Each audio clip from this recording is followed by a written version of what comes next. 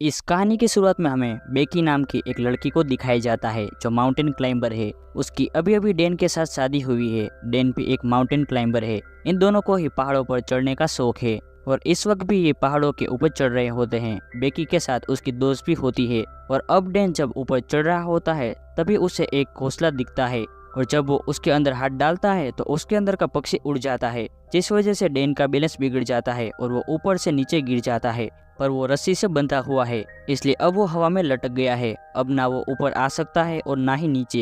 ये दोनों के दोनों डैन को बचाने की कोशिश करते हैं लेकिन ये उसकी मदद नहीं कर पाते और तभी उसकी रस्सी का क्लिप निकल जाता है। डैन के ऊपर से गिरने से मौत हो जाती है। इस हादसे के 51 हफ्तों के बाद हमें बेकी को दिखाया जाता है जो अब पूरी तरह से शराब में डूब चुकी है क्योंकि वो अपने पति डैन से बहुत ही प्यार करती थी।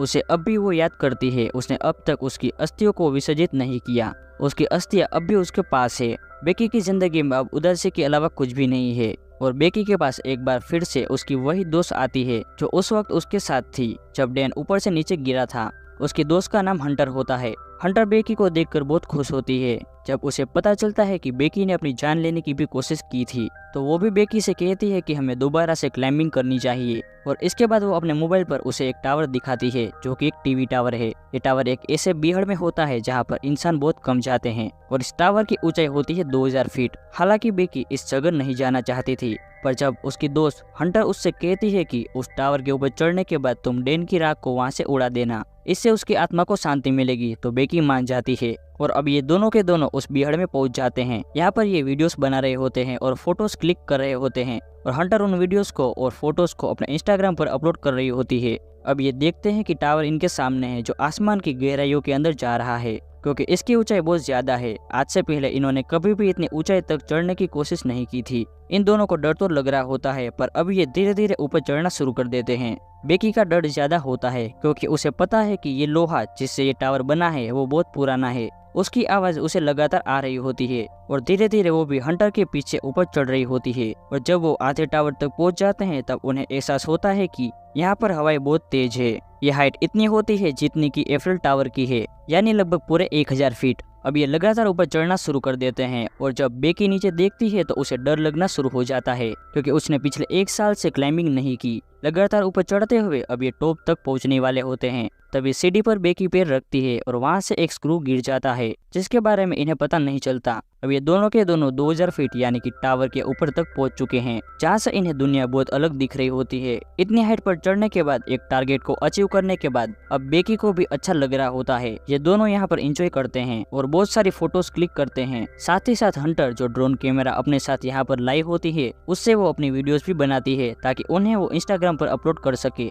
अब ये दोनों बहुत खुश है। हंटर इतनी एक्साइटेड होती है कि वो टावर से लटक जाती है और बेकी को उसकी फोटोज क्लिक करने को कहती है। इसके बाद वो बेकी को भी ऐसा करने को कहती है। बेकी भी उसके कहने पर ऐसा ही करती है। इसके बाद बेकी डैन की राख को यहाँ से हवा में उड़ा देती है जिससे उसे तसल्ली मिलती है। बाद में ये दोनों बहुत इमोशनल हो जाते हैं लेकिन बेकी फाइनली अब डैन को अलविदा कह चुकी है, यानी कि अब उसकी जिंदगी की एक बार फिर से शुरुआत हो गई। अब ये दोनों के दोनों अपना सामान पैक करके नीचे जाने की तैयारी करते हैं। सबसे पहले बेकी नीचे उतरती है पर तभी वो दूसरा स्क्रू भी निकल जाता है और उस जगह से लेडर टूट जाती है। बेकी हवा में लटक जाती है पर रस्सी की वजह से वो जमीन पर नहीं गिरती, जिसके बाद हंटर उसे वापस ऊपर खींच लेती है। लेकिन बेकी के पास जो बैग था जिसके अंदर उनके खाने पीने की चीजें थी वो नीचे डिस्क पर अटक जाती है जहाँ तक पहुँचना लगभग पूरी तरह से नामुमकिन है। ये अपने मोबाइल्स को भी चेक करते हैं लेकिन यहाँ पर इतनी ऊंचाई पर नेटवर्क नहीं आता, यानी कि ये दोनों अब 2000 फीट की ऊंचाई पर फंस चुके हैं। यहाँ दूर दूर तक कोई भी नहीं होता और अगर कोई होता भी तो भी इतनी ऊंचाई से इनकी आवाज उन्हें नहीं सुनाई देती।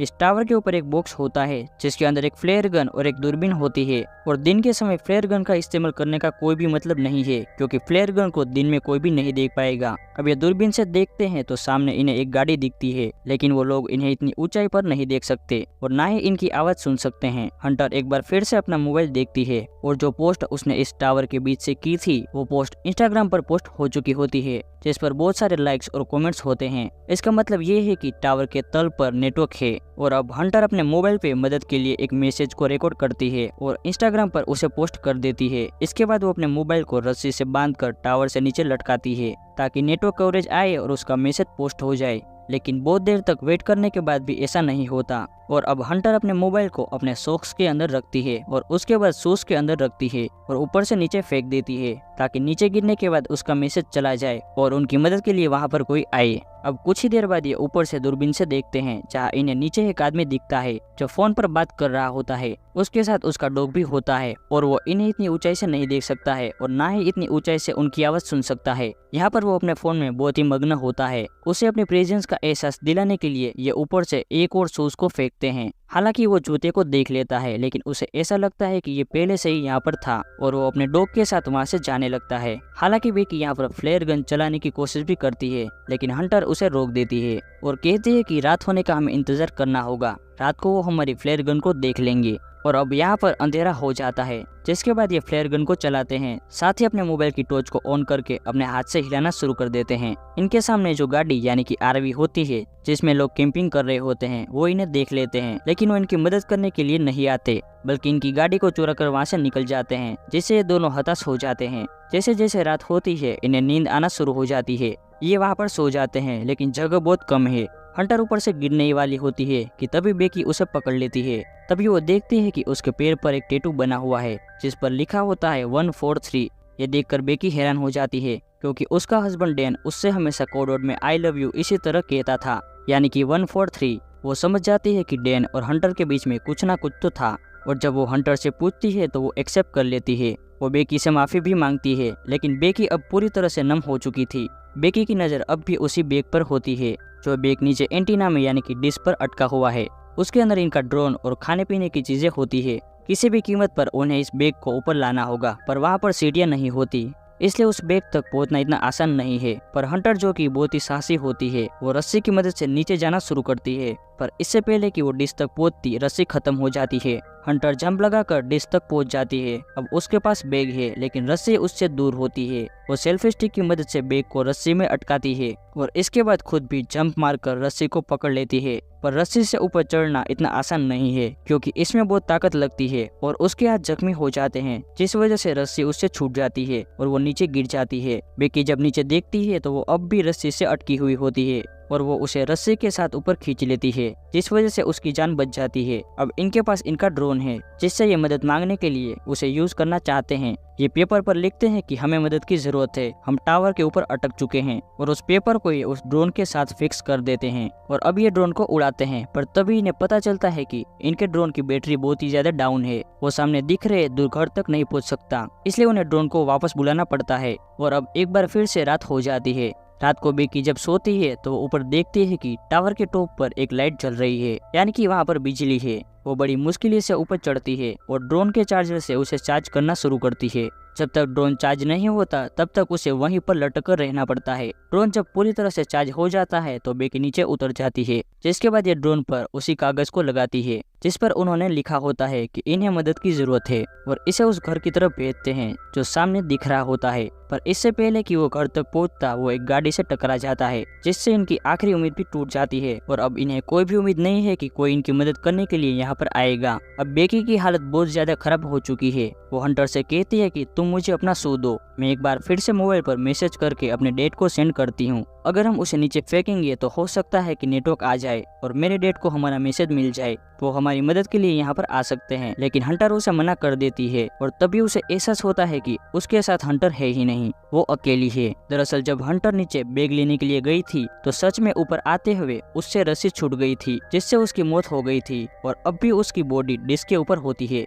दरअसल बेकी सिर्फ यहाँ पर हेल्यूसिनेट कर रही होती है, पर अब उसे सच्चाई का पता चल चुका है कि वो इस टावर के ऊपर अकेली है और उसकी जीने की उम्मीदें अब पूरी तरह से खत्म हो चुकी है। वो मरने से पहले अपने पिता के लिए आखिरी मैसेज रिकॉर्ड करती है, लेकिन वो यहाँ से डिलीवर नहीं हो सकता क्योंकि यहाँ पर नेटवर्क नहीं है। वो वहीं पर सो जाती है और सुबह जब उसकी नींद खुलती है तो वो देखती है कि वहाँ पर एक वल्चर उसके घाव को खा रहा है। वो उसे पकड़कर मार देती है। इसका मतलब ये है कि अब उसके पास खाना भी है। इसे खाने के बाद उसके अंदर ताकत आ जाती है और वो तय करती है कि अब वो नीचे डिश तक रस्सी के सहारे जाएगी, जहाँ पर उसकी दोस्त हंटर की बॉडी है। बड़ी मुश्किल से वो रस्सी से नीचे उतरती है और हंटर की बॉडी तक यानी कि डिश तक पहुंच जाती है, जिसके बाद वो हंटर के शू के अंदर अपने मोबाइल को रखती है और उसे हंटर की बॉडी के साथ फिक्स कर देती है। वो हंटर को सॉरी कहती है और इसके बाद वो हंटर की बॉडी को शू के साथ नीचे फेंक देती है ताकि सेल फोन डिस्ट्रॉय ना हो। दरअसल पिछली बार जब उन्होंने सू के साथ सेल फोन को नीचे फेंका था तो वो टूट गया था, जिस वजह से इनका मैसेज कभी डिलीवर हुआ ही नहीं।